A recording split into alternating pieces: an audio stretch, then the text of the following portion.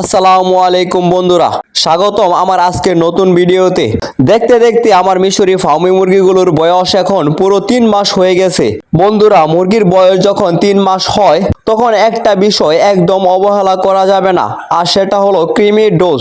কারণ এই বয়সে মুরগির শরীরে কৃমি হলে খাবার খেয়ে ওজন বাড়ে না, মুরগি দুর্বল হয়ে পড়ে আর ভবিষ্যতে ডিম দেওয়ার ক্ষমতা কমে যেতে পারে। কৃমির সমস্যা হলে লক্ষণ: মুরগি ঝিমাতে থাকে, খাবার কম খায়, পাতলা পায়খানা হয়, বৃদ্ধি ঠিক মতো হয় না। কেন 3 মাসে কৃমি ডোজ জরুরি? এই বয়সে কৃমি ডোজ দিলে মুরগি সুস্থ থাকে, খাবারের পুষ্টি বৃদ্ধি পায়, দ্রুত ওজন বাড়ে, ভবিষ্যতে ডিম উৎপাদন ভালো হয়।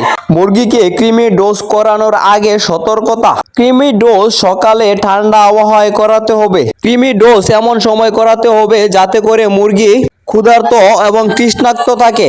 তার জন্য যেদিন সকালবেলা কৃমি ডোজ করানো হবে তার আগের দিন রাতের বেলা মুরগিকে পানি এবং খাবার বন্ধ করে দিতে হবে, যাতে করে এরা ক্ষুধার্ত এবং তৃষ্ণার্ত থাকে।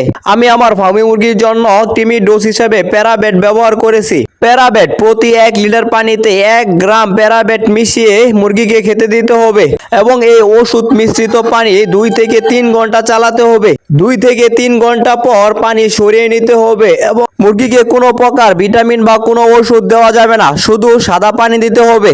এবং পরবর্তী 2 দিন যাতে করে কৃমি ডোজ করানোর পর মুরগির যদি লিভারে কোনো ক্ষতি হয় সেটা লিভার টনিক ভালো করে দিবে।